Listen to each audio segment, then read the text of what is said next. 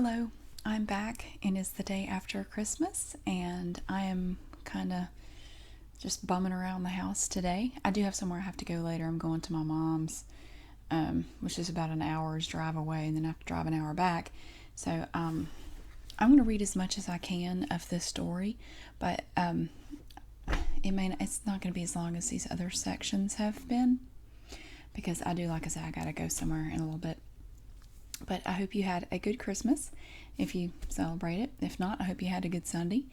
I had a good one. I got some stuff that I wasn't expecting, and I was really happy with it. And Santa brought me some Bob Ross socks.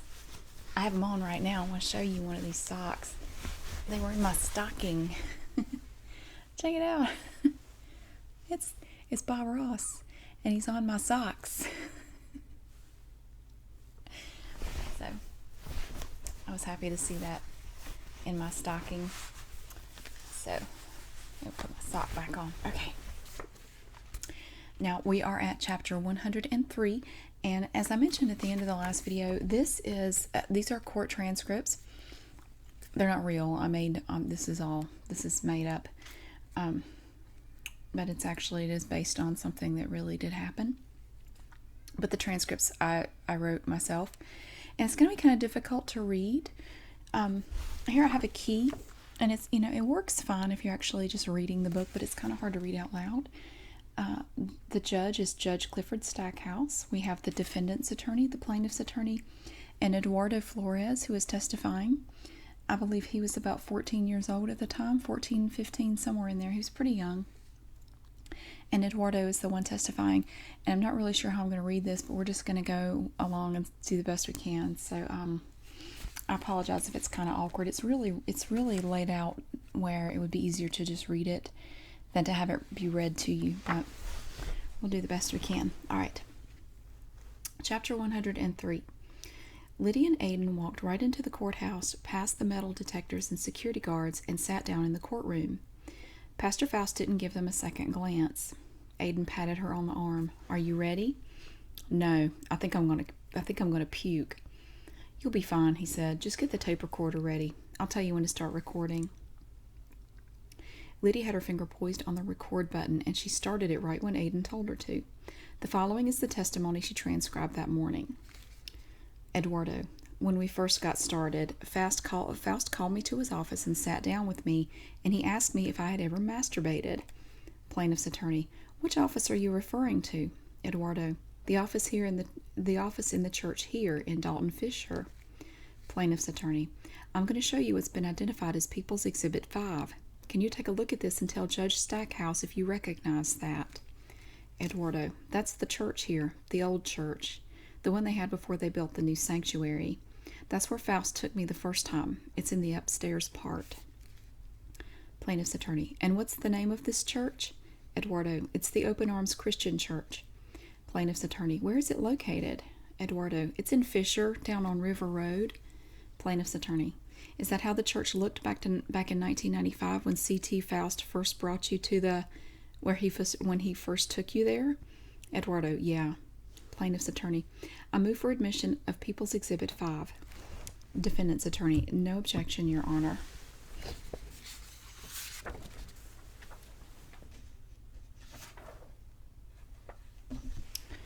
Okay, Judge. All right. Plaintiff's attorney: "Can you please tell us what Faust said to you and what you said to him during this first discussion about masturbation?" Eduardo: "We started off talking about other things when we first got up to his office, but then out of nowhere Faust asked me, 'Do you masturbate?' And I said, 'No, I don't.' And then he asked me, 'What would you do if I caught you masturbating here at the church?' And I said, 'Nothing.' And he said, 'I'd throw you a towel,' or something like that." Plaintiff's attorney: "C.T. Faust told you I'd throw you a towel?" Eduardo: "Yeah, and held my leg while we were talking. He's done that in other places too. He reached over and held my leg in the limousine, in his Corvette, in the office, wherever. He would hold my leg and ask me, 'Is it okay if I do this?'" Plaintiff's attorney: "Where on your leg did he hold you, if you can remember?" Eduardo: He would grab onto, like, my knee, close to my knee." Plaintiff's attorney: "For the record, he would place his hand on the upper part of your leg right above the knee?" Eduardo: "Yeah." Plaintiff's attorney. Did he touch your knee in his office out on River Road in Fisher the day you two had this first discussion about masturbation? Eduardo. That's where we were the first time he did it. I was in his office at the church, and it happened in the limousine in his Corvette, like I said. Brother Stewart would be driving the limousine, and Faust and me were in the back seat by ourselves. He would reach over and grab my knee. Plaintiff's attorney. And you said Reverend Faust would also grab your knee when you were alone with him in the Corvette? Eduardo. The Corvette only had 2 seats. We were in there alone, going to town or whatever. But yeah, it happened there too. Plaintiff's attorney. When Faust talked to you about masturbation the first time, what exactly did he say, if you can remember? Eduardo. He said masturbation isn't a sin because it can keep you from having sex with a woman. Sex with a woman is like the worst thing you can do as a Christian, as bad as murder. He said it's a very bad sin. It's a sin unto death to have sex with a woman. Plaintiff's attorney. That's what Reverend Faust said to you? Eduardo. That's what he said. It's not as bad to masturbate because you can't. It keeps you from fornicating with the woman. That's what he told me. Plaintiff's attorney. Let's talk about the time you were in Los Angeles. This would be in 1995. Can you remember any other conversations that Reverend Faust had with you, or any ways that he would touch you during his visits down there in Los Angeles at the end of 1995? Eduardo. Yes, like one time we went to a hotel, his hotel, the Viceroy Inn. We were going to his room one time, and he, put his hand on my crotch. Plaintiff's attorney. Describe how he did that, if you can, please. Eduardo. He sort of cupped his hand, and he grabbed my crotch, and he asked me, he grabbed at it like that, and he asked me if I minded, if I minded him doing that. And at the time, I didn't know why I thought he was just doing it to test me. I didn't know for sure why he was doing it, but I thought it was some sort of test to see if I could be in the church. If I could be one of the single brothers one day. Plaintiff's attorney. Let me ask you to slow down a little bit, if you don't mind. We want to make sure the court reporter gets everything you say. When Reverend Faust put his hand on your crotch area, did any part of his hand actually touch your body, your skin? Eduardo. Not that time, no. Plaintiff's attorney. Were you wearing clothes at that time? Eduardo. Yes. Plaintiff's attorney. And his hand touched your crotch outside your clothes? Eduardo. Yes. Physically, he put his hand like that. Plaintiff's attorney. Now, could you explain what you mean when you say you thought Faust was testing you? Eduardo. Well, I thought he was testing me, because the way they made me, the men in the church showed me, Faust was the greatest thing in the whole church.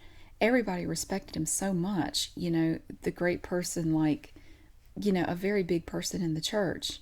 That's the way they made him, that's the way they told me he was a bishop. Plaintiff's attorney. The other church members told you this? Eduardo. Yeah, the other church members and the other church leaders and all that. So I thought he was just testing me. Let's see if this guy is really devoted to the church and really wants to do things for God. That's what I thought he was touching my crotch for. Plaintiff's attorney. You thought Reverend Faust was trying to figure out if you really wanted to do things for whom? Eduardo. For God. Plaintiff's attorney. After you came up here to Dalton Fisher from Los Angeles the first time, did C.T. Faust continue the conversations with you about sexual types of things at any time? Eduardo. Yeah, he talked about it a lot. Plaintiff's attorney. When he talked to you about these sexual type things, did he just walk up to you and start talking about it? Eduardo. No, not like the way you make it sound. Nothing like that. He would pull me aside, or if I was with him somewhere, after a church service or something, he would call me to his office and talk to me about things, about sexual things. He kept asking me, do you masturbate? He seemed like he was really interested in masturbation.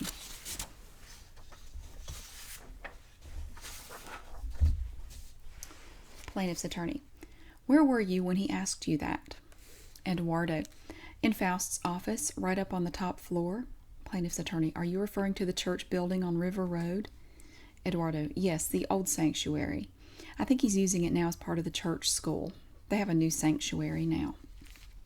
Plaintiff's attorney. For the record, you're referring to the 5th floor of the church building. Eduardo. Yeah, the 5th floor, the top right-hand corner. Plaintiff's attorney. Now, are there any shades or anything that covered the window or windows in his office? Eduardo. Yeah, they were big, thick curtains, drapes. Plaintiff's attorney. It was in that office that C.T. Faust continued to talk to you about these sexual things? Eduardo. Yes. Plaintiff's attorney. Now, again, what did he say up there in that office? Eduardo, he kept asking me the same things. What would you do if I saw you in the bathroom? What would you do if I saw you in the bathroom naked or masturbating and things like that? At that time, he started asking me more about himself, too. What would you do if you saw me in the bathroom naked? What would you do? I kept saying, nothing. What would I do? I wouldn't do anything. Plaintiff's attorney. Was there anyone else in the office with you when C.T. Faust asked you these things? Eduardo. No, it was just him and me. Plaintiff's attorney. Did C.T. Faust have any discussions with you about men having sex with other men at that point? Eduardo. No, not at that point, he didn't.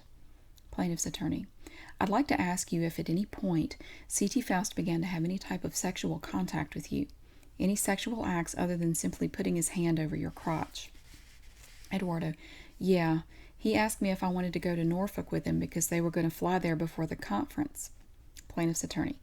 Fly there before what conference? Eduardo. The conference in the church. It's like this big conference where people from all the churches get together. It's like something they do every year. Plaintiff's attorney. What's this conference called? Eduardo.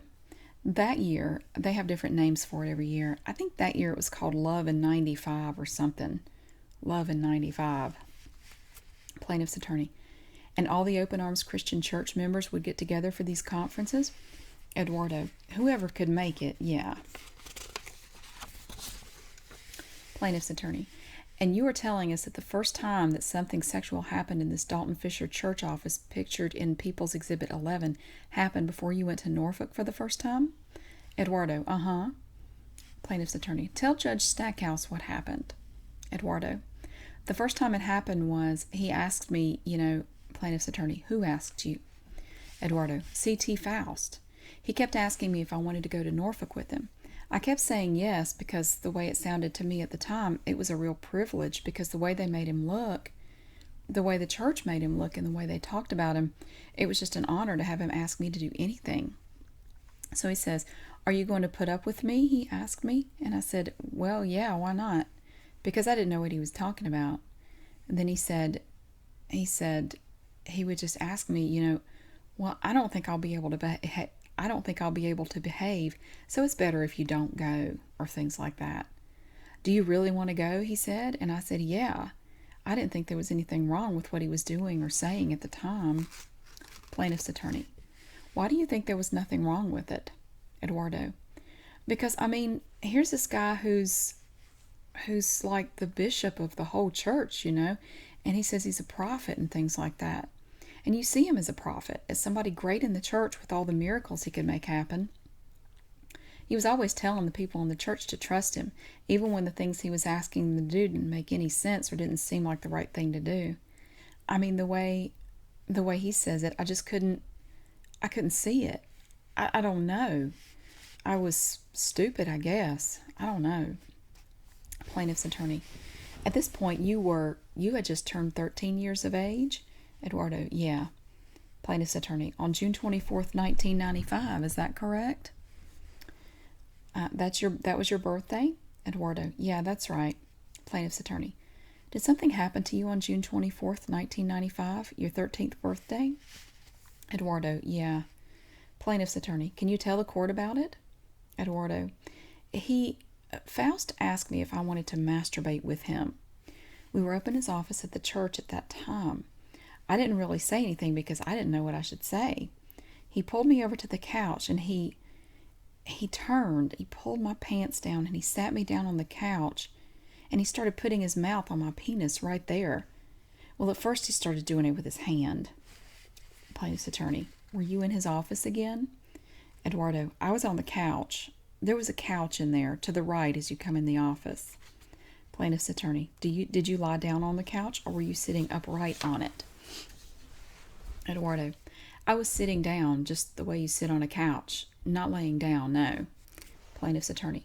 Did C.T. Faust ask you to take your pants off or did he take them off of you? Eduardo. He pulled my pants down. He didn't ask first. Plaintiff's attorney. Do you recall if your pants were all the way off or just around your ankles? Eduardo. They weren't off. Not all the way off. I know that because that was the first time anything like that had ever happened and I was really I don't know. It turned me off at the time. Plaintiff's attorney. The first time Reverend Faust touched you, what did he touch you with? Eduardo. He used his hands. Plaintiff's attorney. If you could, pretend at this moment that you're sitting on that couch up in Faust's office and he is approaching you and he starts touching you. Eduardo. Okay. Plaintiff's attorney. Is he in front of you, between your legs? Is he to your left, to your right? Eduardo. He was standing up at first, okay? He told me to sit down on the couch after he pulled my pants down. Let's say this is the couch right here.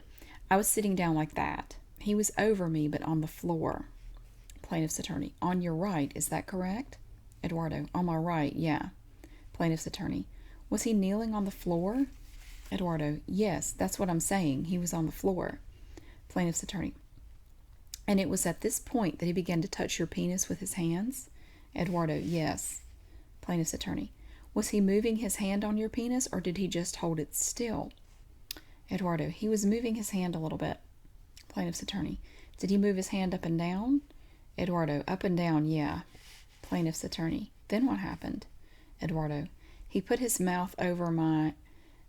my penis in his mouth. He sucked on my penis. Plaintiff's attorney. How long did he do this? Eduardo. I don't know. Maybe 5 or 10 minutes. I can't remember now. If I could ask you, Eduardo, did you ejaculate? Eduardo. Yes. Plaintiff's attorney. Did you ejaculate into Reverend Faust's mouth?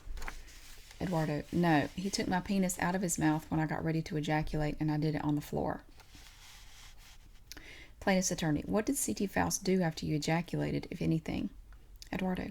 He took a roll of paper towels out and he put the... Plaintiff's attorney. Where did this roll of paper towels come from? Eduardo. He got them out of his desk drawer on the right side of his desk. He kept rolls of paper towels in there and a little pump Vaseline bottle. Plaintiff's attorney. What color was this Vaseline bottle? Eduardo. I think it's the yellow Vaseline intensive care type of bottle. Sort of a light yellow or something. That's what he always used with me. Plaintiff's attorney. When Faust put his mouth on your penis the first time, Eduardo, he didn't use the Vaseline that first time. I didn't know about it then. Plaintiff's attorney. He didn't get the Vaseline out? Eduardo. I'm saying I know it's there because he used it in times after that. Plaintiff's attorney. But when he got the roll of paper towels out, they came out of that same drawer? The same drawer as the Vaseline lotion? Eduardo. Yeah. Plaintiff's attorney. Did C.T. Faust walk back over to you after going to the desk to get the paper towels? Eduardo. Yes. He tore off a paper towel and gave it to me, so I could clean myself up, and that's about it. He stood up and said, God forgive me. He said, God forgive me, and then told me I was a very special person. He said he'd never done this with anybody else. Plaintiff's attorney. Can you remember anything else he said to you, if anything? Eduardo. That was basically it. He said he didn't feel too good, but he had never done this. He'd never done what he did with anybody else, and that I was a very special person. And then he told me to pull my pants back up, and I did, and we left. Plaintiff's attorney. You and C.T. Faust left the office together? Eduardo. Yes. Plaintiff's attorney. Where did you go after that? Eduardo. He drove me to Slate's jewelry store in his Corvette. It's that jewelry store at the mall in Fisher, and he bought me a watch there. Plaintiff's attorney. Just out of the clear blue? Why did Faust take you to the jewelry store to get you a watch? Eduardo.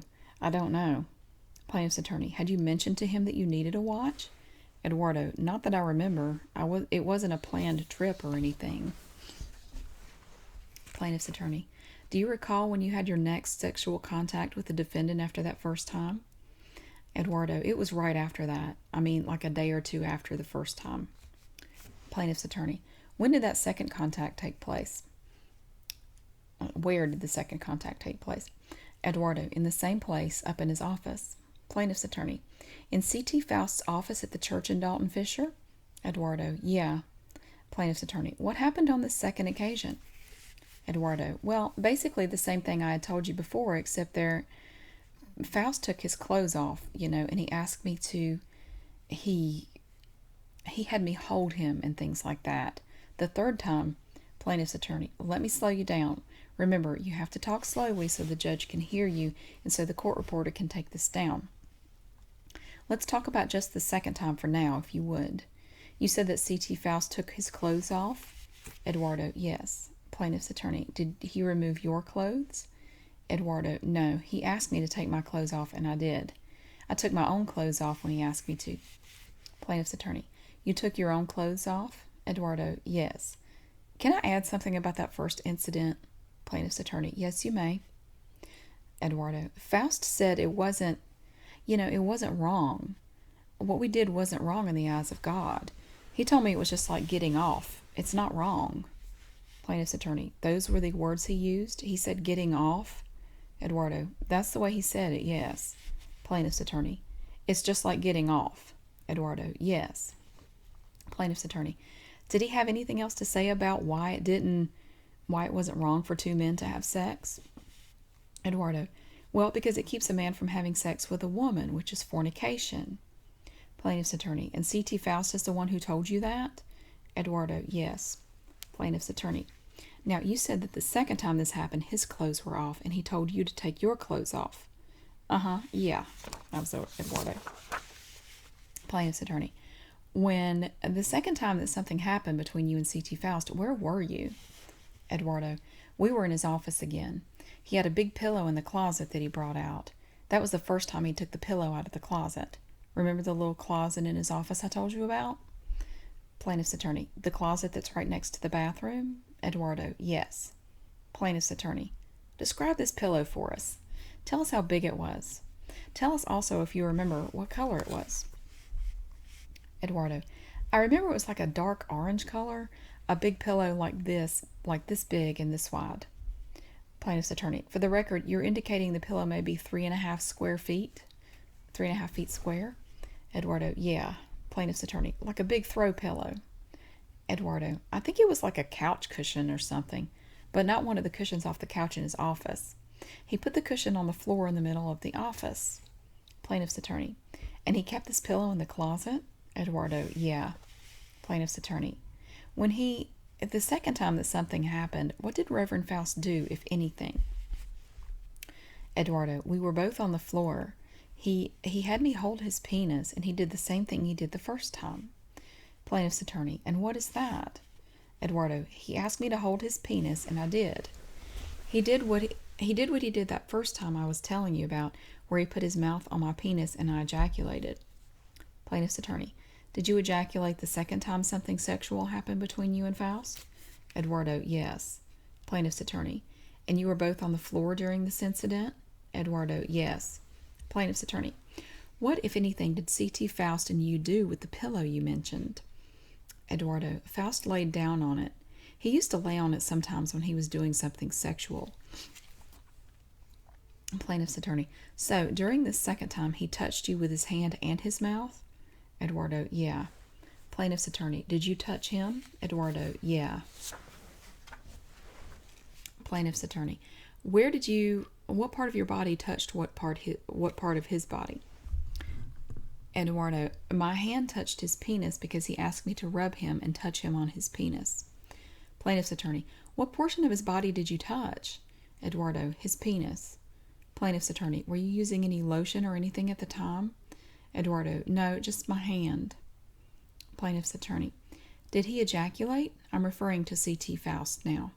Eduardo, well, he always got himself off, you know. Right there, he did it to himself. He would masturbate. Plaintiff's attorney, so when you masturbated him, did he also touch himself and masturbate? Eduardo, yes. Plaintiff's attorney, did he ejaculate? Eduardo, yes. Plaintiff's attorney, where did he ejaculate? Eduardo, on the floor. He would ejaculate on his hands or something, and he would wipe himself off with the towels, and then he would pour this stuff on him and wipe it off too. Plaintiff's attorney, had you ejaculated yet at that point? Eduardo, I can't remember for sure now if I had or if I hadn't. I don't remember. Plaintiff's attorney, but at some point after Faust ejaculated, did he go back to the right-hand desk drawer? Eduardo, no, he had already gotten everything out of the drawer. I'm pretty sure that's what happened. Plaintiff's attorney, he got the things out before the two of you did anything? Eduardo, yeah. Plaintiff's attorney, and he got those out of the right-hand desk drawer, the drawer in his office at the River Road Church? Eduardo, yes. Plaintiff's attorney, and you said he wiped himself off and then he put something else on? Eduardo, yeah, I don't know what it was. This little bottle, like the type of bottle that eye drops come in. It was a small bottle. He would squirt some stuff out of the bottle, rub it on his penis, and then wipe it off. I don't know what was in that little bottle. I've never seen one like it before. Plaintiff's attorney, did C.T. Faust have any other physical contact with you that second time? Eduardo, no. Plaintiff's attorney, after Faust concluded these sexual acts, did he say anything? Eduardo, he would always say, God forgive me. Plaintiff's attorney, you started a minute ago to talk about the third time that something happened between you and the defendant. Eduardo, yeah, there was. Plaintiff's attorney, where did the third incident occur? Eduardo, that was when Faust had another single brother come upstairs with us, upstairs to Faust's office. Plaintiff's attorney, when you say single brother, are you referring to a man who was an unmarried member of the Open Arms Christian Church? Eduardo, yes, sir. Plaintiff's attorney, do you recall the name of this single brother? Eduardo, yeah, Brian Beauchamp is his name. They call him Brother Brian. Plaintiff's attorney, did you come upstairs with Brian Beauchamp, or were you already upstairs in the office? Eduardo, I think I was in the office already. It was me and Faust up there by ourselves at first. Then Faust called Brian Beauchamp in.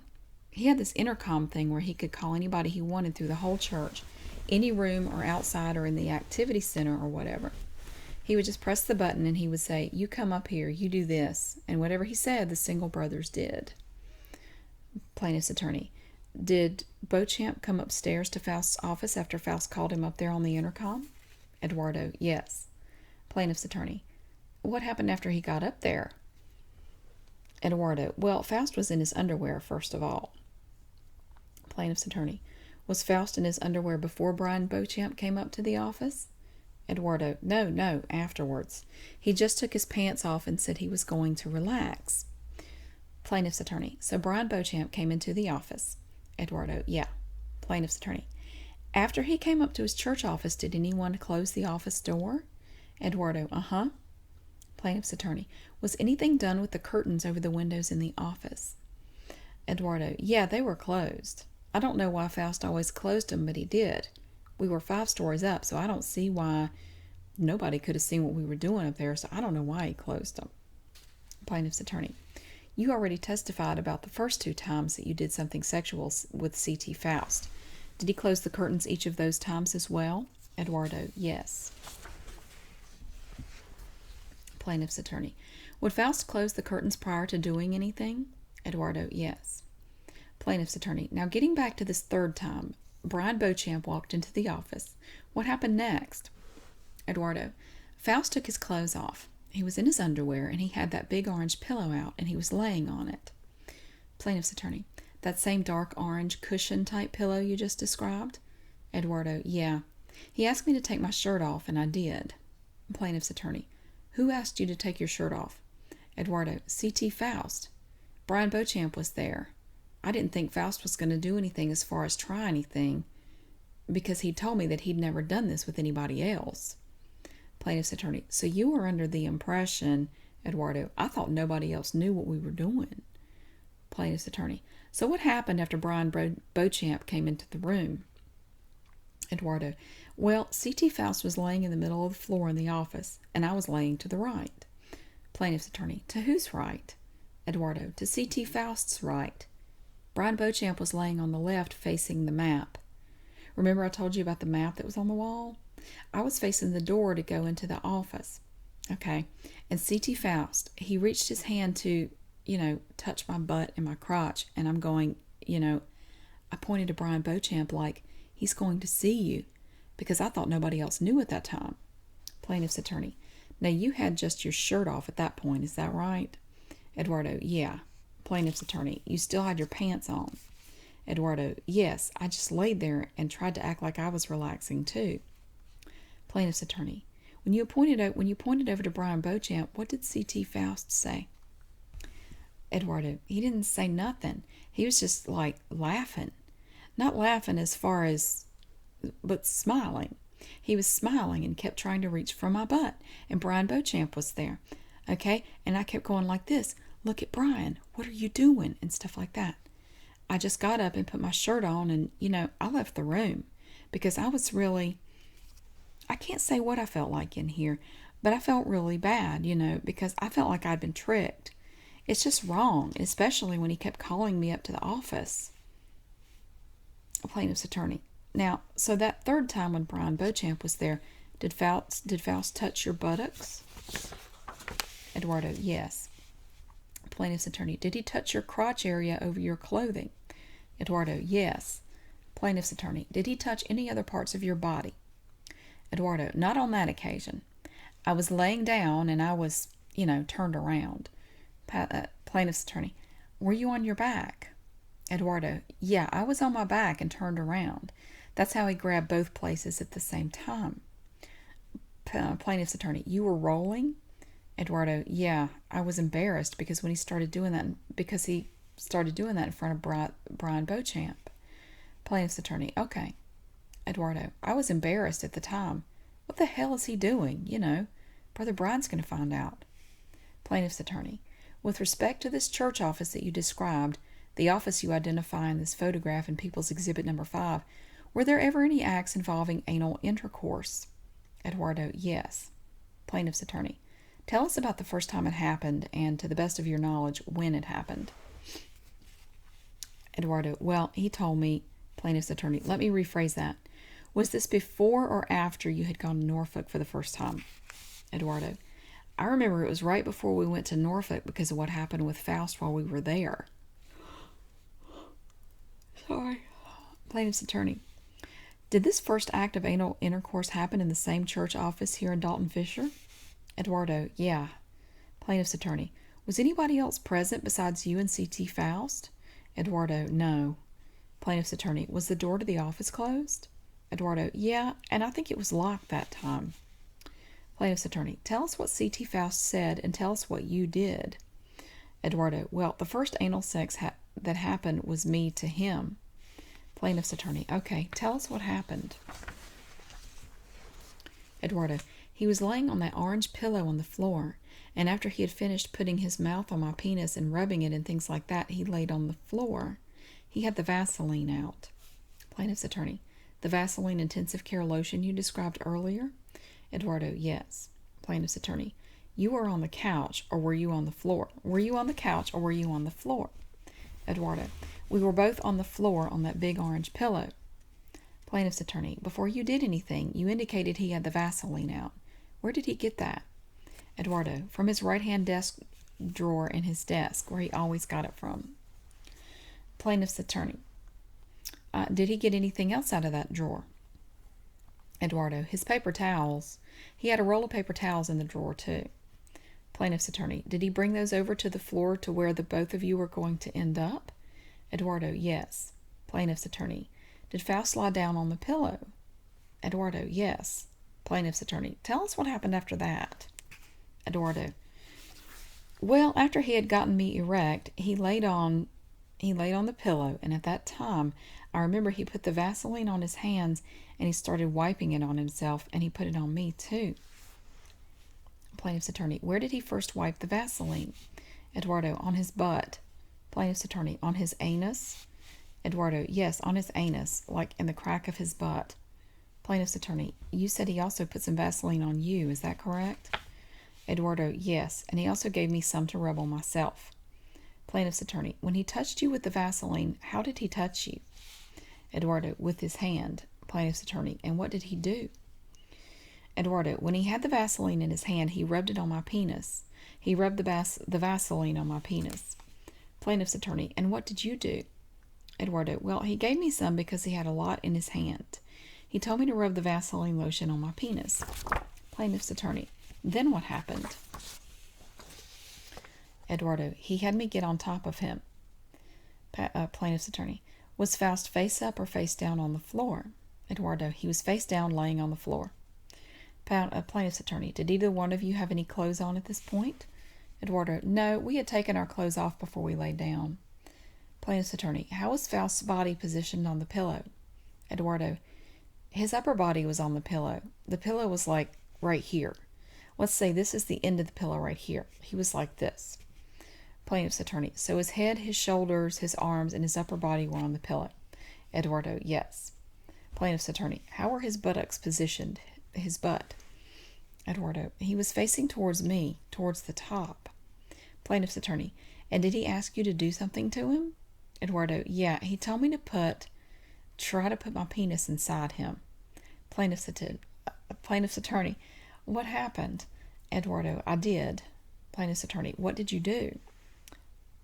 Eduardo. I laid down and I got on top of him and I started inserting my penis into his anus. Plaintiff's attorney. And you had anal intercourse with him? Eduardo. Yes. Plaintiff's attorney. Did you ejaculate? Eduardo. No. See, the thing is, I didn't ejaculate because it was hurting him. I didn't do it for very long. Plaintiff's attorney. How do you know it was hurting him? Eduardo. Because he told me it hurt and he kept making noise. Plaintiff's attorney. What kind of noise? Describe the noise for us. Eduardo. Well, he was making noises like it hurt. You know, like when it hurts when somebody pinches you.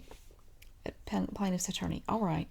So did you then pull your penis out of his anus? Eduardo. Yes. Plaintiff's attorney. And as soon as you pulled it out, what happened? Eduardo. I don't remember having ejaculated right there yet, but that was the time. There was a chair. Plaintiff's attorney. Hold on. Let's stay on this time. Eduardo. No, it was the same time, but I mean at the moment, that wasn't the moment that I ejaculated. Plaintiff's attorney. When you pulled out of his anus, what happened at that point? Where did you go next? What did you do? Eduardo. Well, what I did was, he gave me the paper towels. I wiped myself. I hadn't ejaculated yet. He wiped himself. Then he put me on one of the 2 chairs in his office. So I put my knees on the chair. Were the chairs in front of Faust's desk padded? Eduardo. Yes. Plaintiff's attorney. What did he tell you to do on that chair? How did he position you? Eduardo. He put my hands on top of, like, let's say right here, like on top of, right here where my hands, but it had 2 wooden arms on the side. Plaintiff's attorney. Did the chair have a back as well? Eduardo. Yeah. Plaintiff's attorney. How did he tell you to position your legs? Eduardo. My knees were right here where you sit at. I was facing towards the back of the chair and my butt was facing that way. Plaintiff's attorney. Your rear end was facing towards the opposite direction of the back of the chair? Eduardo. Yeah. Plaintiff's attorney. Where were your arms and hands? Eduardo. They were like this. I was just holding like that. Plaintiff's attorney. So, for the record, you were indicating that you were kneeled on the seat of the chair. You faced the back of the chair and you had your arms and hands on the back of the chair. Eduardo. Yes. Plaintiff's attorney. What happened at that point? Eduardo. He got the Vaseline and he put it in his hands and he rubbed it on me. Plaintiff's attorney. Rubbed it on where? You have to be specific. Eduardo. On my butt. On my anus. Plaintiff's attorney. Do you know if he did anything with the lotion to himself? Eduardo. I don't know. Plaintiff's attorney. What happened? Eduardo. Well, he put his penis in my anus. Plaintiff's attorney. How long did he do this to you? Eduardo. I don't know. Maybe 10 minutes. Maybe 15. Plaintiff's attorney. Was he saying anything while this happened? Eduardo, indicating no. Plaintiff's attorney. Did he ejaculate? Judge. You have to say yes or no. Is that yes? Eduardo. Yes. Judge. All right. Are you okay, Eduardo? Eduardo. I just need a minute. I'll be all right. Judge. Let's take a recess for lunch. We'll start back again in 1 hour. Chapter 104. Aiden wanted to go back to my apartment during the lunch break since it wasn't too far away. I pulled into the back parking lot behind the building and sat there, my hands on the steering wheel. Are you all right? He asked me. No, I'm not. Can you believe the stuff that kid said up there? Let's go upstairs, he said. I'll make you some hot tea and we'll talk about it. I should have known better than to let him do that, given what happened the last time he made tea for me. I was transported back to 1970, made to endure a tornado in downtown Dalton, and I had to go talk to a crazy old lady. But I had said earlier that I wanted to know the truth, and I guess Aiden had decided it was time to show it to me. Chapter 105. Liddy found herself looking up at a white plaster ceiling when she opened her eyes. She squirmed a bit, moved her hand down to her hip, and felt a hard surface beneath her. "Sit up," she heard Aidan say, but she didn't see him. She slowly raised herself up and realized she was lying on a wooden church pew. She rubbed her eyes and looked around the room, which she guessed was an old sanctuary. "Where am I?" she asked. Aidan appeared on the pew down by her feet. "Sit all the way up and put your feet on the floor. Where do you think you are?" Liddy sat up. "In a church, I think." "That's right. Almost everyone has left."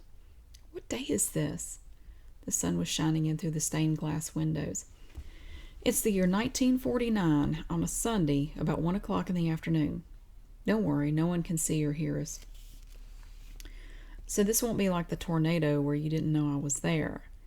"No," he said. "We came here together. I've never been here before either." Liddy followed Aidan down the aisle, past all the pews, past the pulpit, and through a door that led to a section that was closed off from the rest of the church and wrapped around the choir seating. One naked light bulb was burning near the doorway. "I don't think anybody's back there," Liddy said softly. "Come on, don't worry about whispering." "It's dark in here," she said. A lantern appeared in Aidan's hand, and he lifted the globe off to light the wick. The hall glowed.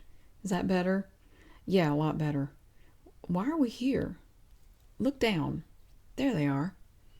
Liddy saw a middle-aged white man and a little boy sitting on a bench at the end of the hall. "Who's that?" "Remember," Aidan said, "this is 1949. Walk over and get a closer look at that boy. Take the lantern with you." Liddy did as she was told.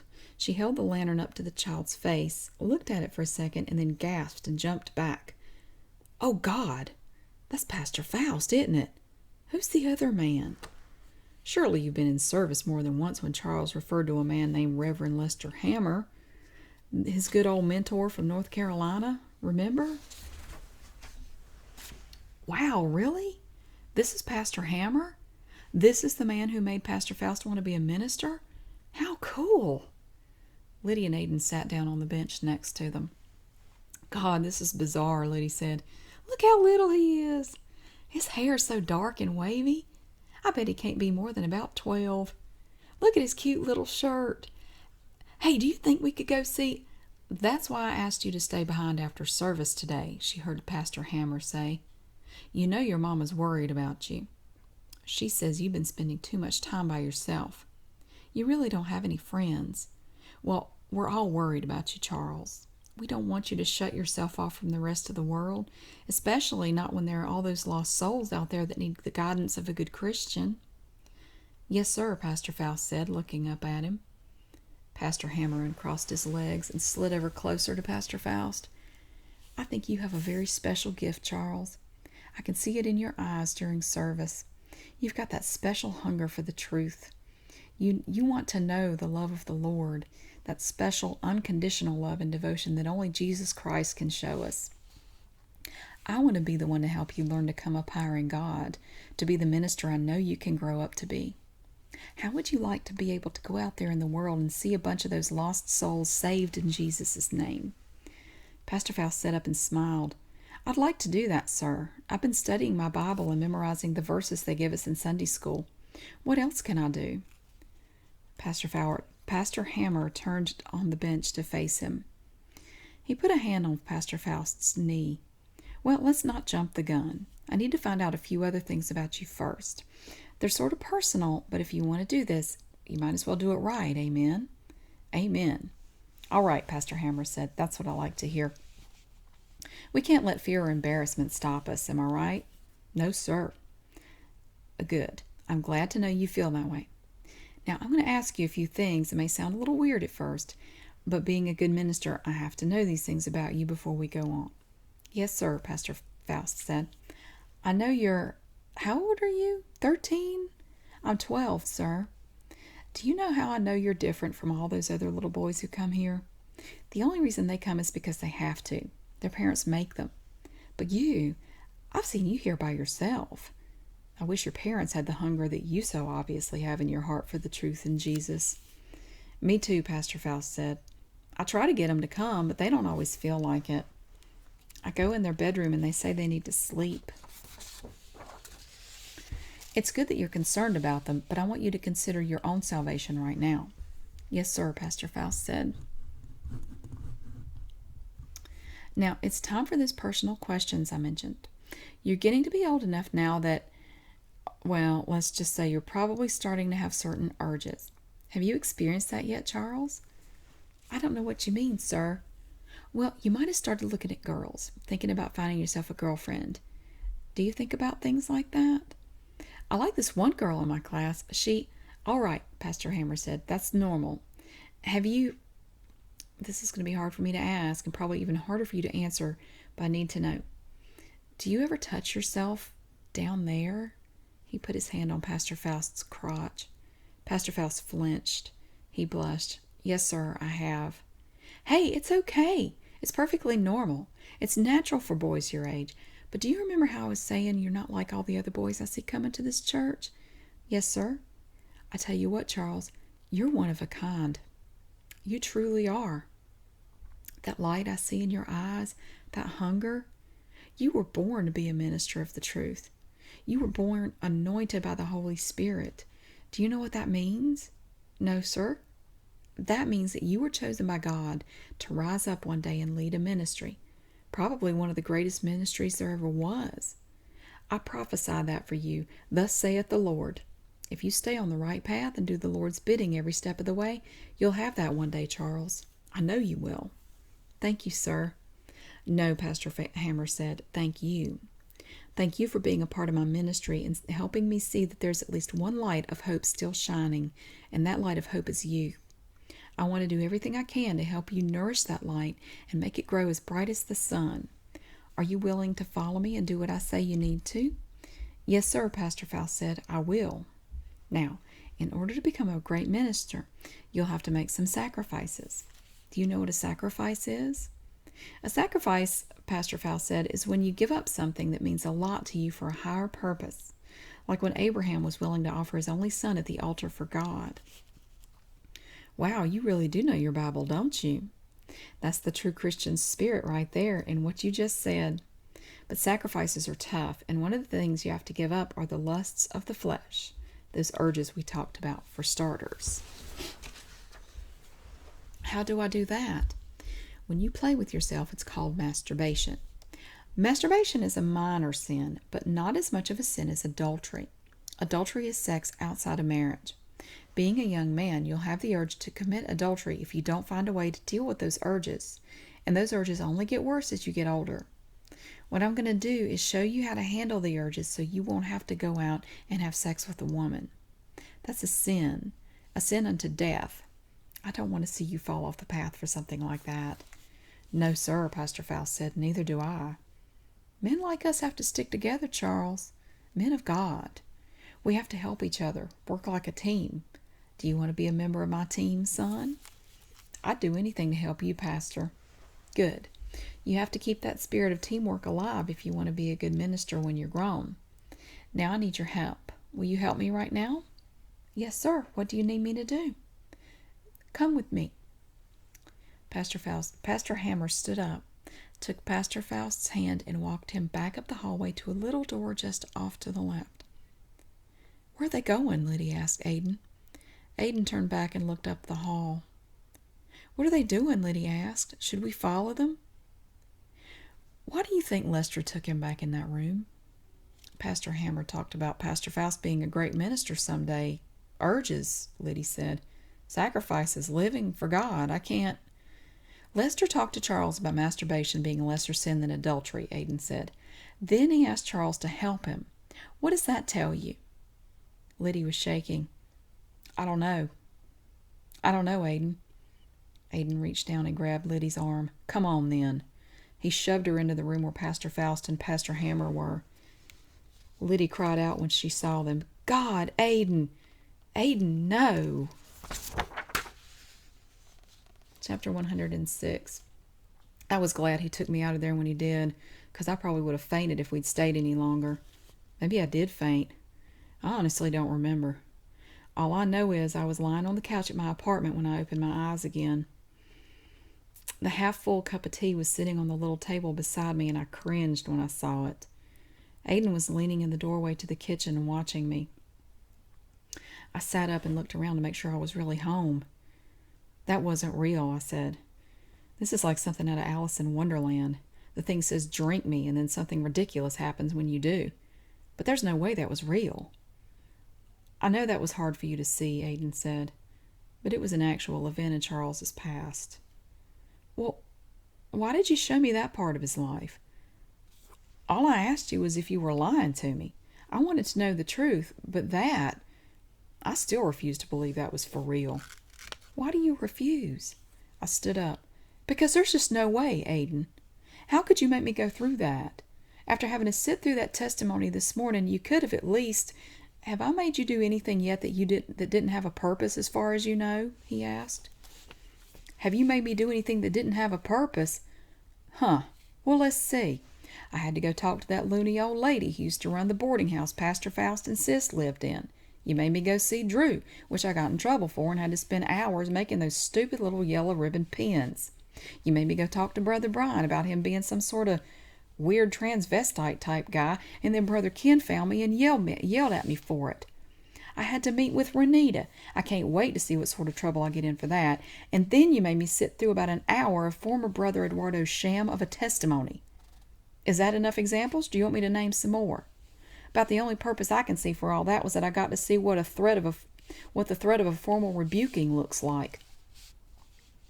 What Lester did to Charles wasn't a figment of your imagination. You saw it as it actually happened, and Liddy, that wasn't the only time. It went on until Charles started his own church when he was 18 years old. Then why? I want you to think back to what you learned about children who have been sexually abused, Aiden said. Not every case is the same, but what are some of the behaviors you see in children who have been abused in that manner? I cleared my head. Well, like you said, they're all different. One thing I thought was really interesting is that children, particularly boys who have been sexually abused, they start fires. They just burn stuff. Isn't that weird? I wonder why that is. Maybe it's just the urge to destroy something. I got up and went into the kitchen. I had a plastic crate on top of the refrigerator that had all my sermon notes in it. What are you doing? Aiden asked when I grabbed the crate and set it down on the counter. I've got some notes in here from a sermon Pastor Faust did about a month ago on child rearing. He said he got in trouble for starting fires when he was a teenager. I just want to make sure I'm remembering that right. I opened a notebook and turned to the last few pages. I can't remember whether he said it was him who had the trouble or somebody he knew growing up. I found the page. Looks like I wrote some stuff down in a list. Aiden moved over beside me and put his hand on my shoulder. Read the list out loud. Okay. Pastor Faust started fires around the house, almost burned the barn down. His father beat him for it. He couldn't stop. Had a demon inside him making him do it. Pastor Hammer helped him get over it. Pastor Faust looked up to him like a father, spent all his time with Pastor Hammer learning to become a good minister after that. The congregation needs to be grateful for Pastor Hammer because he is the reason Pastor Faust is the man he is today. I put the notebook down and stared at the wall. I felt weird. That's what he said. I wrote it down word for word that night. It was a Wednesday evening service. What are you thinking about, Liddy? I'm remembering... It doesn't have anything to do with this situation, and I don't know why I'm thinking about it. Tell me anyway. I'm thinking about this one night when I still lived in Wilmington. I was a senior in college. I had lost a lot of weight, which I was happy about, but I'd bought this book on eating disorders for research for my senior thesis. There was a section in the book near the front that listed some of the symptoms of anorexia, and I started reading it. I got through maybe four of them when I realized, oh my God, I have all these symptoms. Your periods stop, you have abnormally low blood pressure, you avoid eating around other people and hoard food, isolation from peers. That's me. That's what's happening to me. I was just thinking about that night. That was the first time you were forced to realize something pretty terrible about yourself. Yeah, but that has nothing to do with this. Are you sure? I turned around and got a Diet Dr. Pepper out of the refrigerator. If what I saw really happened, that's awful. Imagine having to go through that, but still being able to do everything Pastor Faust has done. All it does is make me admire him more. What else do you remember about children who are sexually abused? Aiden asked. I took a drink of my soda and thought about it. It's so hazy. It seems like I worked there a million years ago.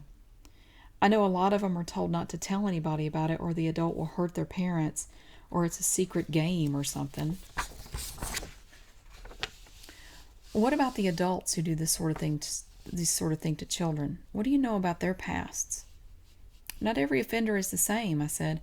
I know, but in general, why are they pedophiles? Some do it for the feeling of power and control over another person. I set my drink down. A lot of them were sexually abused at some point during their childhood. Aiden nodded when I said that. What? Charles was abused when he was a child, so how likely is it that he... Hey, hang on a minute, I said. I thought about Eduardo. Not all victims of sexual abuse go on to do that sort of thing. Pastor Faust is a man of God. Even Pastor Hammer said he could see that Pastor Faust was different. He's anointed. That was obvious even way back when he was a kid. Are you sure he wasn't just trying to befriend Charles by saying all those nice things? I picked up the newsletters and carried them over to the safe. I can't think about that now, I said. Aiden slammed the safe lid shut. He almost got my finger. You'll sit back down on that couch and talk to me about this, he said. I know this is really hard for you to deal with, but you have a job to do, and I need you to be in the right frame of mind to do it. I huffed. Then tell me what you want me to know. Stop playing this question and answer game. Are you saying Pastor Faust actually did abuse Eduardo? I'm sick and tired of having to guess everything all the time. Seems to me the most efficient way to do this would be for you to just give it to me straight. Aiden took the newsletters out of my hand and led me over to the couch. You were brought here for a very specific purpose, he said. I came here on my own. I wasn't brought here. Yes, you were. I made sure you came. I didn't want to scare you off, so there were things I couldn't let you find out about at first. You would have thought I was insane if I'd told you when you first met me in Greensboro that I was an angel. Or Nathanville, Center City. Some things have to be introduced gently. I didn't want you to just listen to me and get my side of it either. You had to see things firsthand and form your own opinions. And you've done a good job gathering information since we started this. With the tapes you've made, the notes, people you've talked to and gotten to know, it's going to take you a long time just to put down on paper everything you've already learned. So what does Denali have to do with all this? Why is he here? He's assisting Carl. I believe we've already discussed that. So how's the trial going to turn out then? We haven't discussed that yet. Don't try to change the subject, he said, and he glanced at the clock. Let's head on back to the courthouse. Lunch is almost over. I held on to Aiden's hand all the way there, up the courthouse steps, and into the courtroom. Get ready to record when I tell you to, he said once we sat down. I took a deep breath as I watched former brother Eduardo go back up to the witness stand. This is what I recorded that afternoon. Plaintiff's attorney. Okay, Eduardo. Before lunch, we were talking about the first sexual act that occurred between you and Reverend Faust. You said Reverend Faust ejaculated while having anal sex with you. How do you know he ejaculated on this occasion? Eduardo. Well, he was making noises, and I felt him ejaculate. Plaintiff's attorney. After he ejaculated, what did he do? Eduardo. He took his penis out of me. He gave me some paper towels to wipe myself with, and he wiped himself off, and then he said again, God forgive me. Then he put that stuff on him, the stuff in the little bottle I was telling you about. Plaintiff's attorney. Did he clean himself off with the paper towels that he got out of the right-hand desk drawer? Eduardo. Yes. Plaintiff's attorney. During that summer in his church office, Reverend Faust's office, these types of acts happened many times, is that right? Eduardo. Yes. Plaintiff's attorney. What sorts of acts were performed in that office during the rest of the summer with the defendant? Eduardo. There were several things that happened. He would put his mouth on my penis, and then he would have me try to do it to him, and a lot of times he had my mouth on his penis, but I wouldn't do what he wanted me to do as far as suck on it. I just would put my mouth right there because it was disgusting to me. Plaintiff's attorney. Did Reverend Faust ever put his penis in your mouth, even for a brief time? Eduardo. Lots of times. I mean, because it was happening, as far as constantly and with other guys and stuff like that. He never did tell me, hey, I do it with other guys. He just did it, Plaintiff's attorney. What other types of acts did Faust have you perform in this office, other than what you described, I mean? Eduardo. Well, that was what happened. That was about it. There was other acts as far as anal sex, oral sex, sex with other members of the church. Plaintiff's attorney. Were there ever any females involved in these acts in Faust's office? Eduardo. No. It was always just men. Males only. Plaintiff's attorney. How many times did you have sex with other members of the church? Eduardo. It was a lot of times, you know. I can't say for sure how many times, but it was a lot. Plaintiff's attorney. Let's get a little more specific. Was there an occasion where C.T. Faust had you perform a sexual act with a man by the name of Philip Smith? Eduardo. Brother Phil? Yeah. Plaintiff's attorney. Is this Brother Phil one of the single brothers in the Open Arms Christian Church? Eduardo. Yeah. Faust only had brothers in the church come in for these things. Plaintiff's attorney. Now, what room did that happen in? Eduardo. The time Faust had me and Brother Phil together? Plaintiff's attorney. Yes. Eduardo. That happened up in Faust's office, too, in the church office here in Dalton Fisher. Plaintiff's attorney. I'll show what's been marked as People's Exhibit number 4 for identification. Eduardo. Yes, that's him. That's Brother Phil Smith. Plaintiff's attorney. The picture you just identified as Philip Smith, who is known as Brother Phil in the church. You had occasion to have this sexual act with him? I lost my place. Eduardo. Yes. Plaintiff's attorney. Whose idea was it? Eduardo. C.T. Faust. It was always his idea to do these things. He told us what to do, and we did it. Plaintiff's attorney. With respect to the act with Philip Smith, what happened? Tell us what happened and what you were told to do. Eduardo. Well, Faust would always tell you, like, you do this, you do that. There was never a time where there was any sexual acts where Faust wasn't present in the room. He controlled it, and that time he told Brother Phil to put his mouth on my penis, and that's what Brother Phil did. Plaintiff's attorney. Smith was told to do that act to you? Eduardo. Yes, Faust told him to do that. Plaintiff's attorney. Was Faust there in the room with the two of you? Eduardo. Yes, he was. Plaintiff's attorney. And what did Smith do when Faust told him to put his mouth on your penis? Eduardo. He put his mouth on my penis. Plaintiff's attorney. How long did he keep his mouth on your penis? Eduardo. I can't remember exactly how long. I wasn't like timing him or nothing like that. Plaintiff's attorney. Do you recall if you ejaculated while this was going on? Eduardo. Yes, I did. Plaintiff's attorney. Do you recall where you ejaculated? Eduardo. On the floor. I mean, not in his mouth. I never. Plaintiff's attorney. You didn't ejaculate in his mouth? Eduardo. I never. No. Plaintiff's attorney.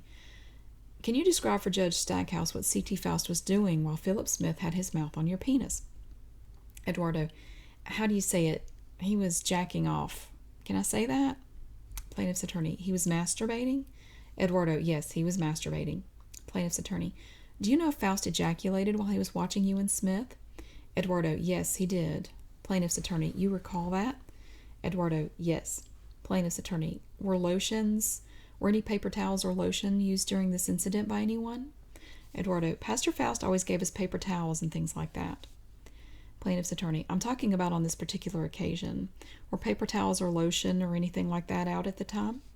Eduardo. Yeah, but Brother Phil didn't just, suck on my penis. He did it with Faust, too. Plaintiff's attorney. Are you saying that Phil Smith put his mouth on C.T. Faust as well? Eduardo. Yeah, C.T. Faust put his mouth on Smith and on me, too. It wasn't just me and him doing it. When I say him, I mean Brother Phil Smith. Plaintiff's attorney. Did any part of your body touch any part of Phil Smith's body? Eduardo. No, I didn't do anything to him. Plaintiff's attorney. Did any part of your body touch any part of C.T. Faust's body? Eduardo. The only thing I remember is me holding Faust's penis. I don't remember doing anything else. Plaintiff's attorney. Did C.T. Faust ask you to do that? Eduardo. Yes. Like I said, if anything ever happened, it was because Faust said, you do this, you do that.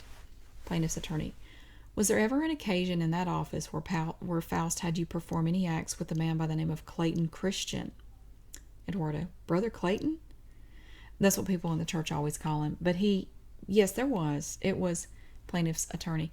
If you can just wait a moment, I'd like to show you what's been marked as People's Exhibit number 3 for identification. Do you recognize the person in this photograph? Eduardo, that's him. That's Clayton Christian. Plaintiff's attorney, is this physically how Clayton Christian looks? Eduardo, that's what he looked like when I first met him. That's the way he looked. Too fat. Plaintiff's attorney, were you ever asked to perform any sex acts with Clayton Christian? Eduardo, yes. Plaintiff's attorney, where were you when this happened? Eduardo, in the church office over here on River Road, up in Faust's office. Plaintiff's attorney, who asked you to perform sex acts with Clayton Christian? Eduardo, C.T. Faust. Like I said, Faust always directed those things. Do this with him, do that. It was always Faust's idea. Plaintiff's attorney, tell us what happened between you and Faust and Christian in that church office. First of all, was the door closed? Eduardo, the door was closed, yeah. The curtains were closed, and I was in there, and Faust had us both take our clothes off, me and Christian. And his clothes were off, too. Faust's clothes were off.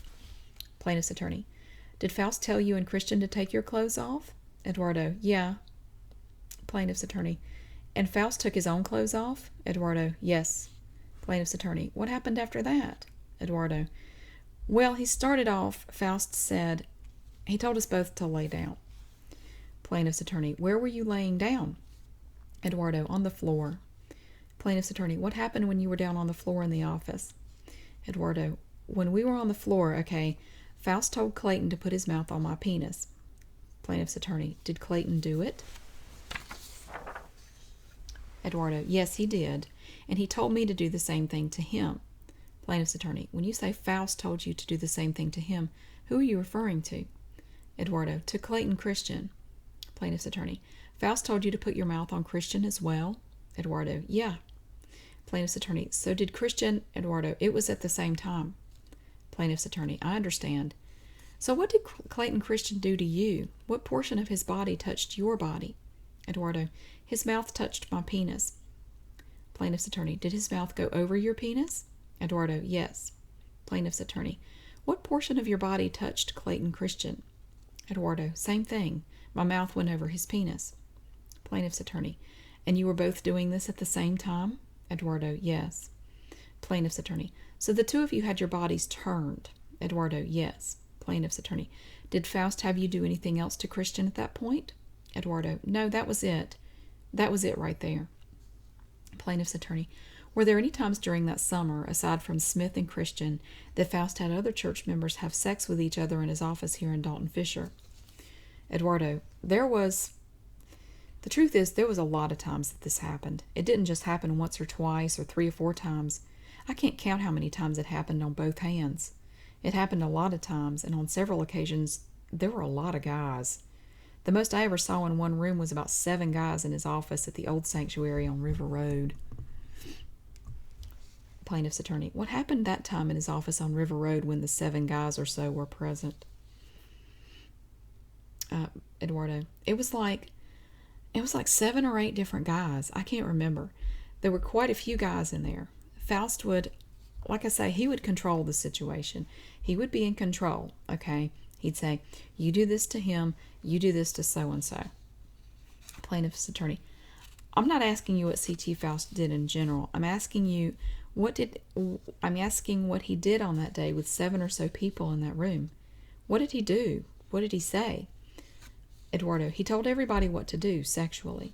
Plaintiff's attorney, can you remember who was in the room besides you and Faust? Eduardo, I don't remember their names. I'd be able to show you in pictures, things like that. It's been a long time. Plaintiff's attorney, let me switch gears for a minute, Eduardo. While you were in Norfolk during the summer of 1995, did anything sexual happen between you and C.T. Faust and anybody else? Any other friends of his? Eduardo, yes. Plaintiff's attorney, where did these acts happen? Eduardo, in a hotel. Plaintiff's attorney, a hotel in Norfolk? Eduardo, yes. Plaintiff's attorney, tell Judge Stackhouse what happened. Eduardo, well, there wasn't just one thing that happened. It was several things. Plaintiff's attorney, tell us what those things were. Eduardo, well, like, for example, there was one time when Carl Steele was there. Plaintiff's attorney, who's Carl Steele? Eduardo, he was the pastor at the church in Baton Rouge down in Louisiana, but he's up in Dalton Fisher now, I believe. running things since Faust is sort of stuck here, dealing with this trial. Plaintiff's attorney, tell us what happened. Eduardo, well, every time we went to Norfolk and stayed at that hotel, okay, at night when we were going to go to sleep, before sexual things happened or whatever, Faust used to bring somebody with him to the hotel to sleep. Plaintiff's attorney, Faust would bring somebody? Eduardo, yeah, he'd get a man from the Norfolk church to come. It wasn't the same man every time, but he'd get a man to come with him back to the hotel. Plaintiff's attorney, Reverend Faust is married, is that correct? Eduardo, yeah. Plaintiff's attorney, did his wife go on these trips to Norfolk also? Eduardo, sometimes she would, yeah. Not always, but sometimes. Plaintiff's attorney, did Faust's wife stay at the hotel when you were there? Eduardo, no, never. Plaintiff's attorney, did she ever go to the hotel at any time for any reason that you know of? Eduardo, no. Plaintiff's attorney, give us an idea of how many rooms Faust rented at this hotel when he was down in Norfolk. Eduardo, there were these 2 rooms that were connected together that he always rented when we were visiting Norfolk. He'd rent both rooms. Plaintiff's attorney, was there a door connecting the 2 rooms? Eduardo, yeah. Plaintiff's attorney, and when you were there in Virginia, who stayed in those 2 rooms? Eduardo, me, C.T. Faust, Clayton Christian, and whoever Faust would bring from the church. Plaintiff's attorney, did Clayton Christian accompany you and Faust every time you went to Norfolk? Eduardo, pretty much every time, yeah. Plaintiff's attorney, now in this time that you were testifying to in the hotel room, tell us who was present and what happened. Eduardo, at that time it was Carl Steele. Like I say, it was him and me. It was C.T. Faust and me and Carl Steele. Plaintiff's attorney, there were 3 of you in one of the 2 rooms? Eduardo, yeah, I don't know where Clayton Christian was at that time, but he wasn't there. Plaintiff's attorney, what happened? Eduardo, everybody started taking their clothes off as soon as we got there. We'd just come from the Norfolk church, and I believe it was a Sunday night. Again, we took our clothes off because Faust told us to. Carl Steele, he started playing with me. Plaintiff's attorney, I need you to be more specific. Eduardo, see, what happened that time is Faust told us, take your clothes off, so we did. Plaintiff's attorney, did Faust take his clothes off also? Eduardo, yeah, Faust took off. He had on no underwear or anything, totally naked, okay? He laid down on the bed. Plaintiff's attorney, who's he? Eduardo, C.T. Faust laid down on the bed. He told Carl to lay down on the other bed because every bedroom had 2 beds. So he did, and he told me to get on top of him. Plaintiff's attorney, on top of who? Eduardo, Carl. Faust gave me the Vaseline lotion first before I laid down on Carl. Pastor Steele. Plaintiff's attorney, where did this Vaseline come from? Eduardo, I can't recall exactly where he got it from that time. Plaintiff's attorney, can you remember the kind of bottle or container it was in? Eduardo, I think it was the same kind of Vaseline lotion we always used at the church here in Dalton Fisher. Faust told me to squirt some lotion on my hand. Plaintiff's attorney, did you? Eduardo, yeah, I did. We'd always do what he told us to. Plaintiff's attorney, did Faust tell you to do anything else? Eduardo, to put my penis in Pastor Steele's anus once I got on top of him, on top of Pastor Steele. Plaintiff's attorney, was Faust using those words, put your penis in Steele's anus, or was he using some other types of words? Eduardo, he would say stick it in him or put it in him. He wouldn't say penis or anus. Plaintiff's attorney, did he use any other types of words? Eduardo, well, that was basically it. He would say, or when he was going to do it to you, he would say, I'm going to stick it in you, or things like that. As far as anus, Plaintiff's attorney, do you remember any other types of words that C.T. Faust used? Eduardo, no, I don't recall any other ones right now.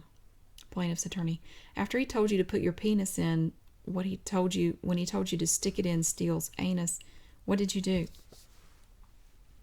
Eduardo, he was saying stick your dick in his butt, stick it in him, in his butt. He would say those words, terms. He wouldn't say ass or anything like that, but he would say butt. Plaintiff's attorney, and did you do that to Carl Steele? Eduardo, yes, I did. Plaintiff's attorney, what was Faust doing at this time? Eduardo, he was masturbating. Plaintiff's attorney, well, if you and Steele were on the bed, where was Faust? Eduardo, he was on the other bed. There was 2 beds in each room. Plaintiff's attorney, he was laying down or sitting on this other bed? Eduardo, he was laying down. Plaintiff's attorney, was he watching the both of you? Eduardo, yes. He was laying down like this. His hand was right near, the other bed was right here, and he was laying down and looking. Plaintiff's attorney, now during this period of time, did Faust ever tell you, make comments about homosexuality? Eduardo, he said homosexuality is a sin. Homosexuality was, plaintiff's attorney, that's according to Faust? Eduardo, yeah. He said homosexuality was a sin unto death, but he didn't call what happened, the act where it would be between him and the other people or him and me, he wouldn't call that homosexuality. Plaintiff's attorney, what did he say? Eduardo, he said it was just like getting off. Plaintiff's attorney, those were his words? Eduardo, those were his words. It's just like getting off. It's not homosexuality. You go to hell if you're a homosexual. Plaintiff's attorney, what did you have to do in order for it to be a homosexual act? Eduardo, well, Faust said it's not homosexuality what we did because you don't have lust for, the other man. Plaintiff's attorney, that's what Faust was saying? Eduardo, yes. Plaintiff's attorney, did you ever have occasion to see the Reverend C.T. Faust in his underwear? Eduardo, many times, yes. Plaintiff's attorney, what kind of underwear did he wear? Eduardo, what do you call huggers is what you call them. They're not boxers. They're like the white fruit of the loom kind. Plaintiff's attorney, were they skin tight? Eduardo, yeah.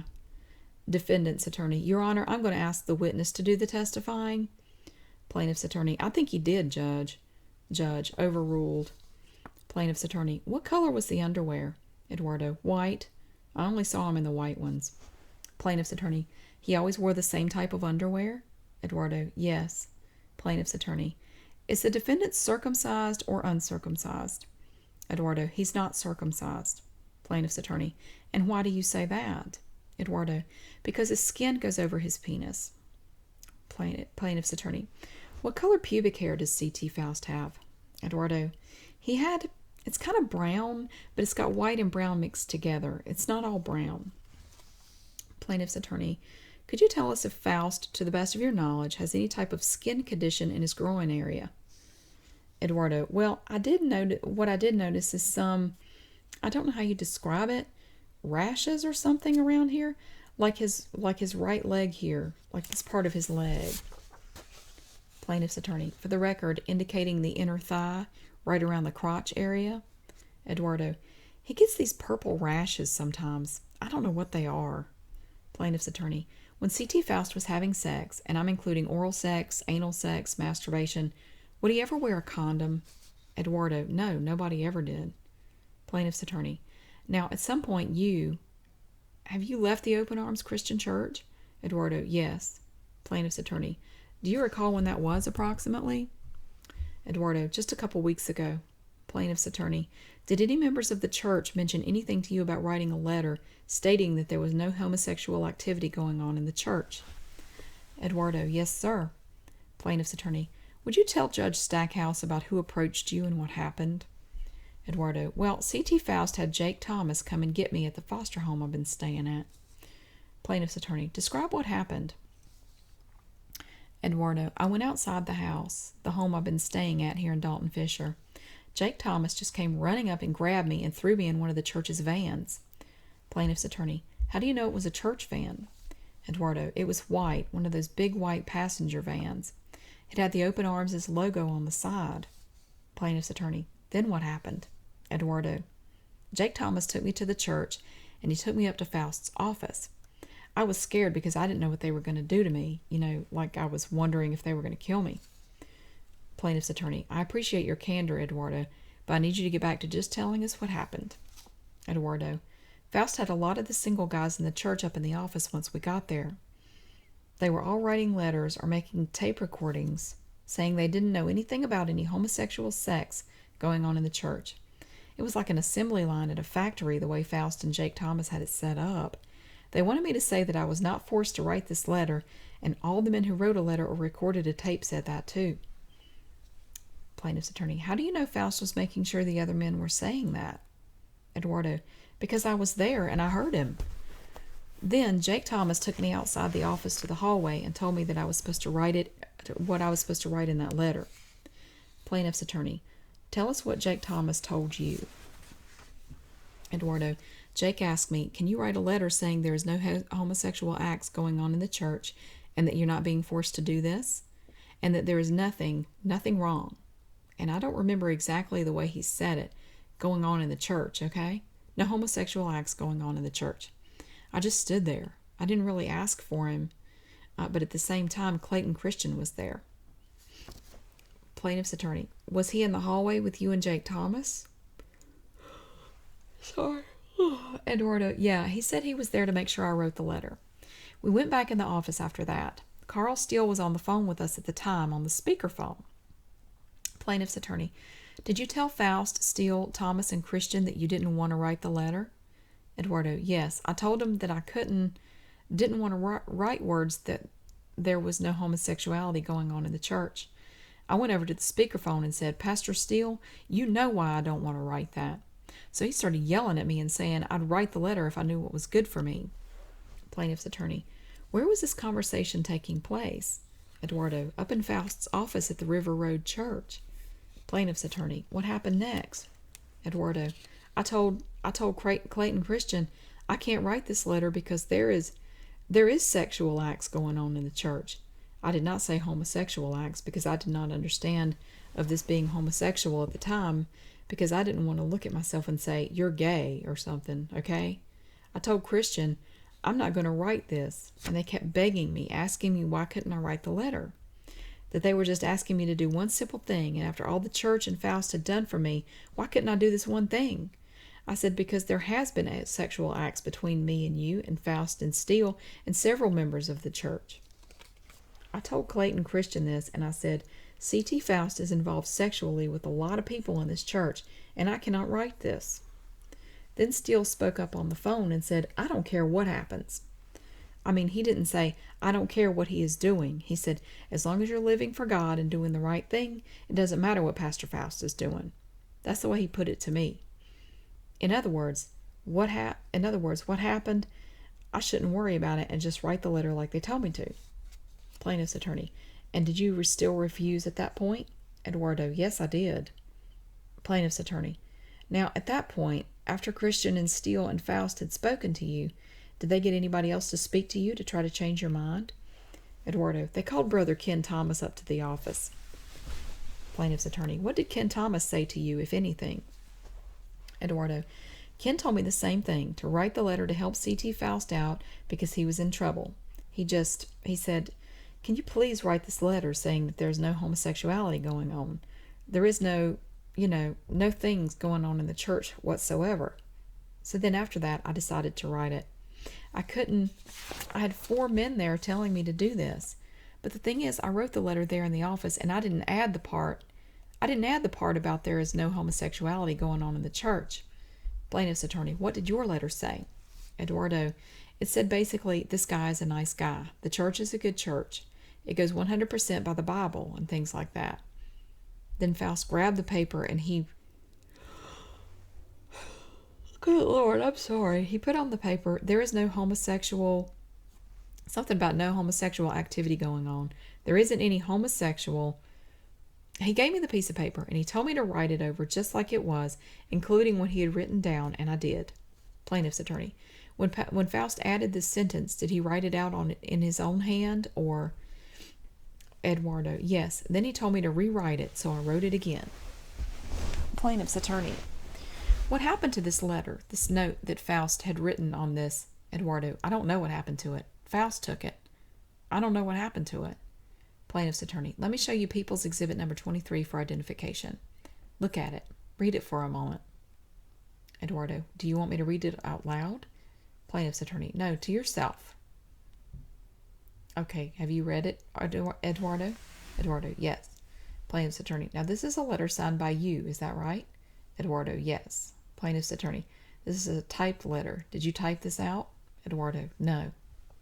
Plaintiff's attorney, how did this come to be typed out? Eduardo, the people down in the front office typed it. Plaintiff's attorney, what did a brother in the front office at the church? That's what Eduardo said. Plaintiff's attorney, answer. First of all, let me ask my question. You may answer my question.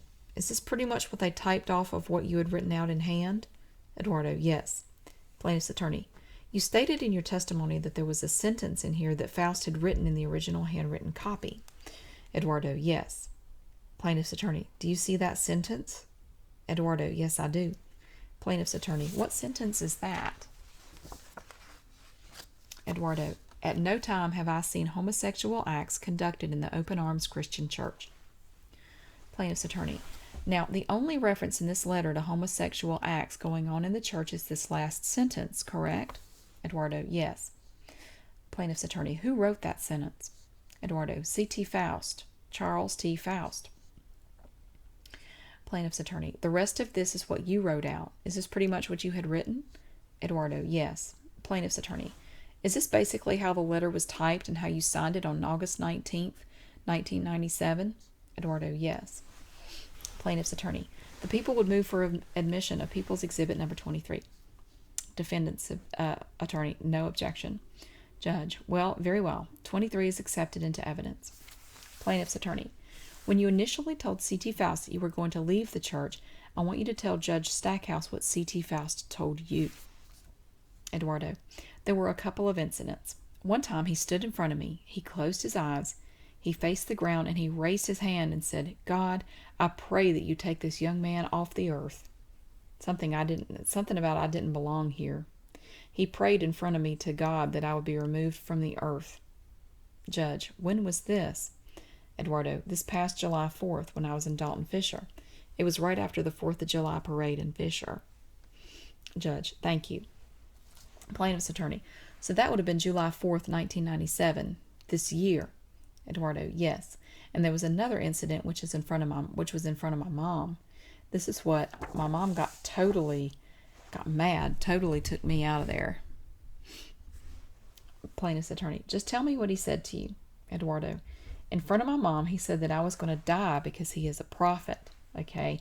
He leads his people to believe that he is a prophet. This goes with the answer. That's what I'm saying. Plaintiff's attorney, I understand. Eduardo, because he leads to believe that he is the prophet. Like, for example, he led me to believe that he prophesied the Challenger was going to explode. Plaintiff's attorney, the space shuttle? Eduardo, yes. He prophesied I was going to die in 2 weeks if I left the church. He also did this to one other guy too. Faust told me that he did that to another guy, and the guy got in a car accident and died 2 weeks after he left the church. Plaintiff's attorney, did he ever make a comment to you about obeying what your pastor tells you? Eduardo, yeah. He said, obey your pastor at all times. You'll die if you don't obey your pastor. Plaintiff's attorney, did C.T. Faust ever use any types of terms to refer to anal sex? Eduardo, yeah, he would say, I'm going to get you. That's the way he would say it. He wouldn't say get ya, or I'm going to get ya. Plaintiff's attorney, one final thing, Eduardo. You testified to this letter that they had you write. Is that correct? Eduardo, yes. Plaintiff's attorney. Now, that same night in August of 1997, the church also had you and a couple other church members make an audio tape, or, in other words, a cassette tape. Is that right? Eduardo, yes. Plaintiff's attorney. Now, would you tell Judge Stackhouse what happened involving the cassette tape? Eduardo, basically the same thing. They had us to sit down and say that we are not being forced to say this. We're doing it of our own free will, and the church is nice, and the church is good, and there is no homosexual activities going on in the church, so we all did it. Plaintiff's attorney, was the tape running when they were telling you to do that? Eduardo, no. Before, he would prepare us. Carl Steele and C.T. Faust prepared us for the tape. Plaintiff's attorney, okay, where were you when Faust and Steele were preparing you? Eduardo, we were all in the same room. Well, Carl Steele was on the speakerphone, like I said. He was on the telephone, not actually there in the room.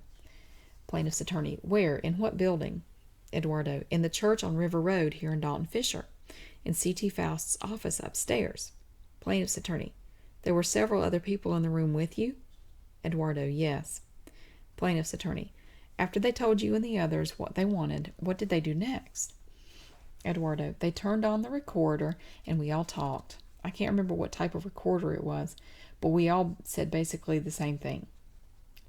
Nothing further, Your Honor. It's plaintiff's attorney. Judge, any cross-examination? Defendant's attorney. Yes, Your Honor. Eduardo, did anyone actually see these alleged events between you and Reverend Faust take place? When I say anyone, I'm referring to any people not in the church. Eduardo, not in the church? No, I don't think so. Defendant's attorney. Were you physically examined by a physician after one of these alleged homosexual sessions with Reverend Faust or any of the other men you mentioned? Eduardo, no. Defendant's attorney. In fact, there's no evidence whatsoever of these alleged acts, is there? Eduardo, no. Defendant's attorney. So it's your word against the Reverend Faust's, then? Eduardo, yes, I guess it is. But you can ask any of the men I talked about. Defendant's attorney, good enough. You answered my question. And I have no further questions for this witness, Your Honor. Judge, okay, I'm going to recess this court for the day, and we'll pick up with cross-examinations and redirect tomorrow morning at 9 a.m. I think it's been an informative day for everybody. Thank you. And I'm going to have to stop there because I'm going cross-eyed and I have to go somewhere. I'm going to go see my mom and take her Christmas presents because we didn't get to see her yesterday. So, I know the testimony is awkward. It's sort of clunky to read and clunky to listen to, but we will get into more dialogue. There's not tons and tons of testimony. There is some more, but it's not lots and lots. So thank you for watching, and I hope you have a wonderful day. And I will try not to go as long between segments next time. I didn't mean to go as long as I did this time since I recorded the last one. I'm sorry about that. But I hope to see you again, and I hope you have a good day.